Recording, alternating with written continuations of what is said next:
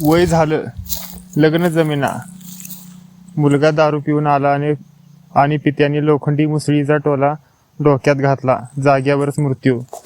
दारू पिऊन येऊन सतत त्रास देणाऱ्या पोटच्या मुलास रागाच्या भरात मारहाण करताना पित्याचा टोला मुलाच्या डोक्याला लागल्याने त्याचा मृत्यू झाल्याची घटना शनिवारी रांजणगाव शिनपुंजी येथील श्रीराम नगरात उघडकीस आली.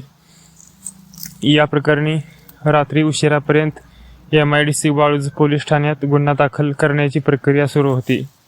श्रीरामनगरात राहणारे विनायक तुपे यांचा मुलगा नारायण तुपे वय 32 हा नेहमीप्रमाणे शुक्रवारी रात्री 10 वाजता दारू पिऊन आला होता.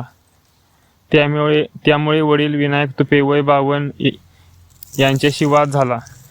तसेच नारायण हा 32 वर्षाचा असून देखील त्याचा विवाह होत नव्हता. त्यामुळे तो नेहमी दारू पिऊन आईवडिलांशी भांडण करीत असल्याची माहिती पोलिसांनी दिली. या कारणावरून दोघांमध्ये जोराचे भांडण झाले. नारायण हा मद्यप्राशन करून घरी आला. त्यामुळे चिडलेल्या पित्याने लोखंडी मुसळी त्याच्या डोक्यात घातली. त्यानंतर तो गंभीर जखमी झाला. त्यानंतर त्याचा मृतदेह रात्रभर तसाच घरात पडून ठेवला होता. सकाळी नारायणचा अपघात झाल्याने तो गंभीर जखमी होऊन त्याचा मृत्यू झाल्याचा बनाव वडील विनायक तुपे यांनी केला. त्यामुळे सकाळी त्याला घाटी रुग्णालयात दाखल करण्यात आले. घाटी रुग्णालयातील शवविच्छेदन अहवालातून त्याची हत्या झाल्याचे स्पष्ट झाल्यानंतर पोलिसांचा संशय बळावला.